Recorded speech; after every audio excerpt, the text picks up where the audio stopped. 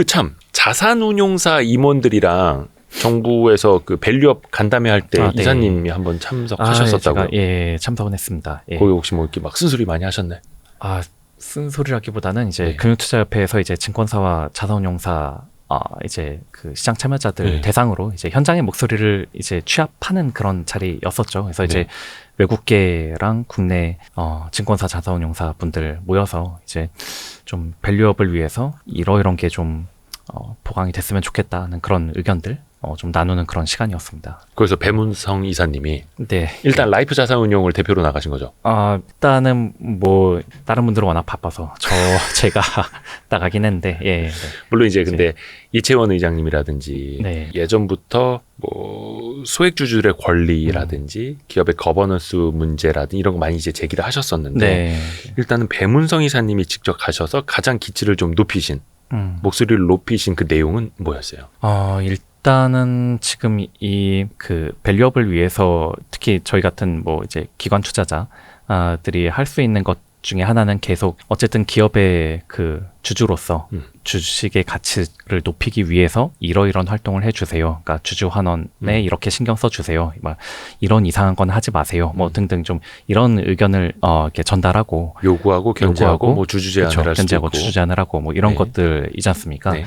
근데 이런 활동들이 이제 흔히 요새 이제 액티비즘이라고 해서 이제 행동주의. 이제 언론에도 막 탁 알리고 그러면서 이제 막 표대결을 하고 이런 식으로 좀 이제 공격적으로 좀 이제 최대 주주와 이제 대립을 하면서 이제 싸우는 그런 것들도 지금 많아졌고 그리고 그것도 역시 지금 변화를 일으키는 굉장히 좀 좋은 기폭제라는 생각은 드는데 문제는 이제 자산운용사들은 통상 국민연금이나 이런 그 연기금 공제들의 자금을 위탁받는 위탁받는 경우들이 많은데 연기금을 이제 대신 운용해 주는 거죠. 그렇죠. 예.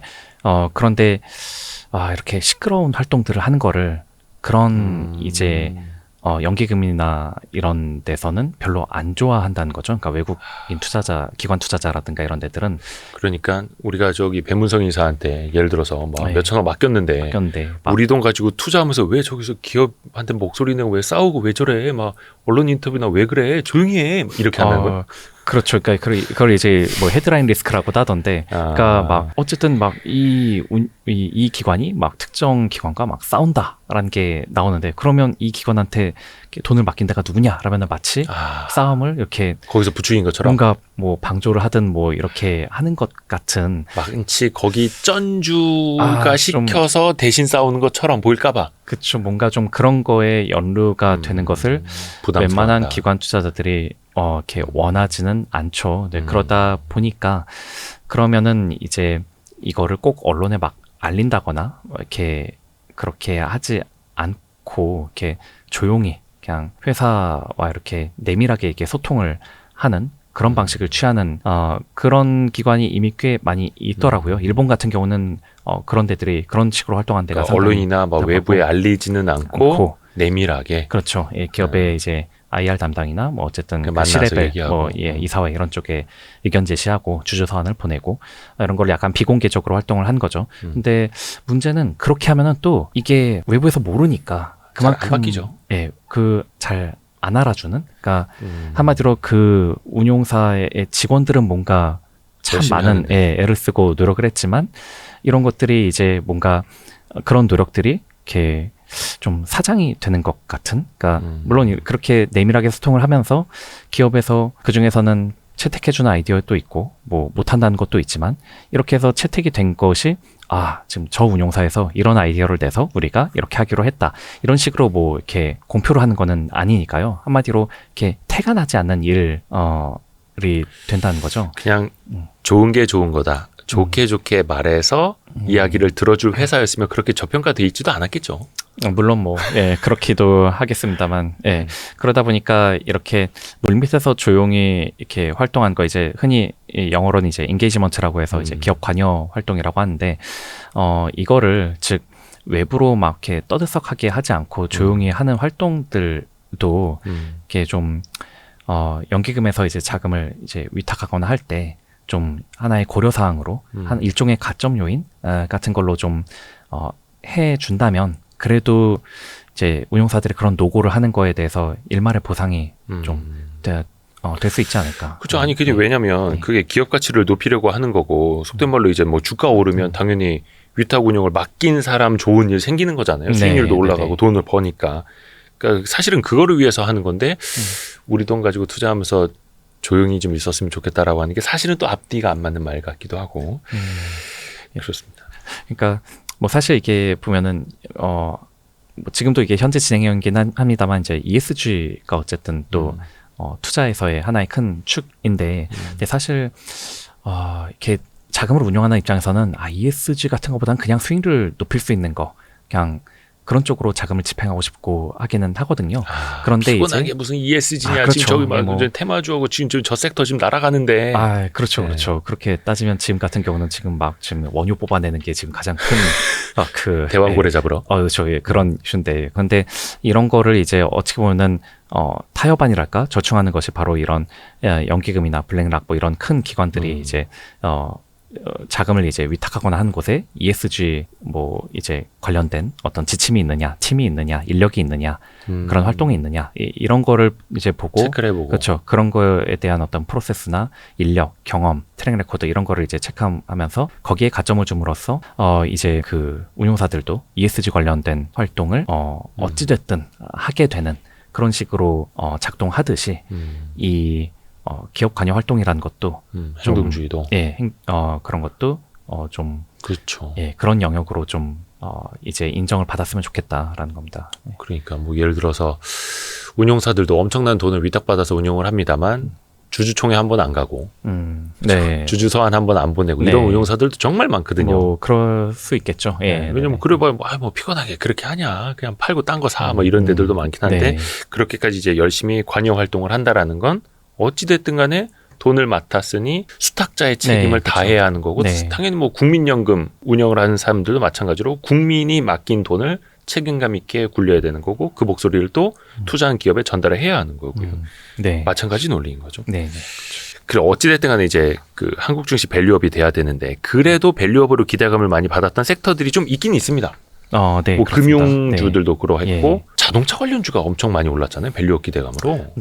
그렇죠. 그게 어떤 특별한 이유가 있었을까? 금융주는 원체 또 배당을 더 많이 했었고 단일 지배주주가 있다라기보다는 주주들이 또 분산돼 있다 보니까 주주 가치 제고 측면에서 조금 더 원활하게 됐던 것도 있고요. 그러니까 글쎄 뭐 제 해석이 다 맞지는 않겠지만, 그러니까 특히 금융과 자동차 같은 경우는 일단 뭐 PBR이 낮고 그 PBR이 낮은 종목 중에서 이제 ROE가 그래도 좀 양호한 그런 섹터이기도 했는데 그 와중에도 일단 또 이 종목들은 시가총액이 꽤 큰데다가 또 신용등급도 좋은 회사들이거든요. 그러니까 아무래도 외국인 자금, 그러니까 그런 거대 자금이 들어오기에는 일단 시총과 그 회사의 어떤 신용등급 이런 것들도 중요한 고려 대상이다 보니까 단순히 PBR 낮은 거 중에서 뭐 서열 놓고 이렇게 갔다기보다는 은행과 자동차가 우리가 투자하기에는 시가총액 볼륨도 좀 큰 종목들이고 또 시용등급도 좋고 뭐 그러니까 장기 투자를 하기에 좀 적합한 그런 섹터다라고 자금이 이렇게 외국인 자금이 좀 더 편하게 흘러들어온 감이 있는 것 같습니다. 실제로 현대기아차 같은 경우는 올해 그 초에는 뭐 시종 등급도 트리플 B 플러스에서 A-로 글로벌 등급에 오르기도 했었고요.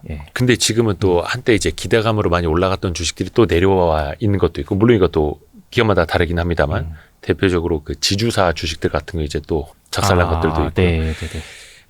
그러니까 어찌됐든 간에 뭐 저희도 야식 잡설 통해서 여러 번 지적을 해드렸습니다만 결국은 자율에 맡겼어요.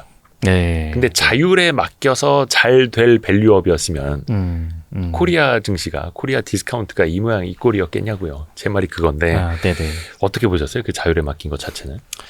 그냥 뭐 그냥 첫 술에 배부를 수 없다는 뭐 그런 정도로 해야 될 것 같고 이제 앞으로 사실은 일본이 그랬듯이 뭐 법 개정이라든가 뭐 이제 그런 연기금이나 그런 많은 기관들 공적 기관들의 참여 가속화 뭐 혹은 뭐 ETF 이제를 만든 거라든가 이런 것들이 서서히 이제 다 스텝을 밟아 나가서 좀 이게 장기적으로 어쨌든 계속 이 기조가 좀 이어졌으면 하는데 좀 문제는 좀 약간 특히 우리나라에서 이제 같은 단어를 계속 들으면은 쉽게 식상하는 면이 있다 보니 밸류업이라는 말만 들어도 그냥 벌써 막 좀 약간 좀 식상해지는 느낌? 예, 그렇죠. 그러다 뭐 제대로 뭐 달라지는 것도 없으면서 뭐 많이 달라지더라도. 그러니까 이게 그런 뭐 그 언어에 대한 식상함을 떠나서 이게 일본 같은 경우도 사실 2014년 그러니까 아베노믹스 때부터 거의 지금 10년째 그쵸. 끌어온 상당히 예. 장기적으로 끌어온 문제였고 네. 그리고 이게 빛을 발한 거는 거의 최근 3년이거든요. 그러니까 저렇게 2014년부터 노력을 한 게 한 2020년대 이후 들어와서 야 이제 뭔가 빛을 본 그런 거니까 이게 그냥 단순히 초반에 너무 많은 걸 기대하고 또 이게 쉽게 지겨워지기보다는 일본의 사례를 봐도 이거는 상당히 좀 장기 플랜이고 어떤 장기로 이제 효과를 볼 수 있는 그런 거에 어떤 출발점에 지금 있는 거다. 그냥 이 정도로 좀 위안을 좀 삼았으면 합니다. 그러니까 처음에 이제 뭐 자율로 이렇게 맡긴 거에 물론 이제 좀 실망스러운 부분, 야 이렇게 하면은 뭐 누가 이렇게 제대로 하겠냐라는 반응이 나오는 건 너무 당연하긴 한데 일단 그렇게 해보고 그러고서 어떤 문제점이 나오는지 어떤 개선점이 필요한지에 대해서는 이제 또 그때부터는 이제 정책적으로 좀 보완을 해 나가는 방식으로 좀 스텝을 밟아 나가지 않을까 좀 그렇게 생각하거든요. 예. 그렇죠. 첫 술에 배부를 순 없고 네. 일본도 10여 년간 해온 네. 일이고 우리는 이제 첫 발을 뗀 건데 그냥 그 장기적인 스텝을 밟아왔다라는 거 우리가 이제 일본의 케이스를 봐서 좀 알고는 있는데 이런 거는 좀 배웠으면 한다. 혹시 좀 어떤 게 있을까요? 일본의 사례에서 우리가 배울 수 있는 거? 그러니까 어찌 보면은 또 이게 중언부언한 답변이긴 한데 가장 배워야 할 점은 일본이 했듯이 우리도 이걸 장기로 해야만 한다라는 걸 거고요. 예. 그리고 앞서도 말씀드렸지만은 이게 우리나라의 수출 기업이 돈을 굉장히 잘 버는 게 이게 근데 결국 수출 기업의 종사자의 비율은 그거에 비해서는 턱없이 적다 보니까 그렇다면은 이 수출 기업이 벌어온 것을 우리 국민들도 향유할 수 있는 방법이 무엇이냐라면 바로 그 수출 기업의 어떤 주주가 돼서 그래서 그쵸. 이제 이렇게 배당을 받거나 아니면 뭐 자사주 소각을 통해서 이제 그 캐피탈 게인을 얻거나 뭐 그런 방법이 될 거거든요. 그러니까 이거는 단순히 그냥 뭐 주가를 부양한다의 측면이 아니라 이거를 좀 우리나라 국민들이 같이 좀 향유할 수 있는 좀 그런 이벤트라는 것이라는 좀 인식이 좀 같이 갔으면 좋겠어요. 그러니까 일본도 분명히 그런 의도가 있었다라는 거거든요. 그러니까 이렇게 수출이 잘 된 기업한테 야 투자 좀 더 해라, 고용 좀 더 해라라고 해봤자 이게 글로벌에서 경쟁을 하는 제조업 입장에서는 좀 그런 거 이제 함부로 이제 이렇게 강요를 할 수도 없는 것이고, 그런 와중에 이제 그들이 이제 많이 돈을 번 거에 대해서 어떤 효율적인 자원 배분을 하는 차원에서는 이렇게 주주에게 주주 환원을 하는 것이 결국은 어떤 그 국민들의 부로도 이제 분배가 되는 그런 루트가 되도록 그렇게 이렇게 짜임새 있게 그렇게 갔다는 거죠. 그러니까 저도 요즘에 그 서학개미들이 가장 또 사랑하는 종목으로는 엔비디아가 떠오르고 있잖아요. 네네. 물론 거기 이제 시총이 막 4천조 원 뭐 이렇게 우리나라 돈은 되는데 서학개미들이 한 15조 원 넘게 샀다나 그런 거예요. 네. 그리고 저는 보고 이건 되게 좀 좋은 것 같다. 우리나라가 지금 뭐 GPU 뭐 이런 거는 못하지만 그래도 우리 서학개미들이 투자를 해서 뭐 나중에 엔비디아가 배당을 주면 배당을 받을 수도 있는 거고 또 이제 자본 차익도 얻을 수 있는 거고 달러화도 또 이제 벌어올 수 있는 거고 그렇죠. 우리 수출 기업도 잘 나갈 때 거기를 투자로 이제 부를 향유해야 하는 거고 당연히 또 기업들도 소액 주주들의 권리도 이제 챙겨주고 벌었으면은 또 이제 환원도 하고 그렇죠. 그렇게 좀 선순환이 됐으면 하는 바람을 가져봅니다. 그러니까 결국은 다들 뭐 기승전 부동산으로 우리나라 사람들이 이렇게 자금이 흐르는데, 근데 사실은 노령화가 될수록은 이제 캐피탈 게인보다는 이제 캐시플로우 이제 계속해서 현금을 받는 현금 흐름이 중요하거든요. 근데 이거를 대부분 이제 수익형 부동산으로들 생각들 하시고 뭐 월세 받아야지. 그러니까 건물주가 되려고들 하는 이유가 다 월세를 받는 게 마음 편하게 중요한 일이다 보니까 그렇게들 했지만 결국은 이렇게 주식 쪽에 했을 때 배당이나 이런 현금 흐름의 매력도를 되게 높여준다면 그러면 너무 이렇게 부동산 쪽으로만 쏠리는 자금을 좀 이렇게 주식에다가 해도 실제로 이제 은행주라든가 이런 것들은 보유했을 때 이제 배당을 꽤 그렇죠. 많이 분기 배당으로 그렇죠. 분기 배당으로도 계속 나오고 하니까 충분히 좋은 대안이 될 수 있다라는 것으로 하나의 좀 물꼬를 트는 것도 너무 이제 국민의 포트폴리오가 부동산으로만 쏠린 것 자체가 되게 항상 좀 이제 취약성을 가계부채 문제처럼 이렇게 이 취약성을 가져간 거다 보니까 국민들의 부의 포트폴리오를 좀 재편하는 좀 그런 목적도 좀 같이 살려야 되지 않나 싶습니다. 예. 좋습니다. 예.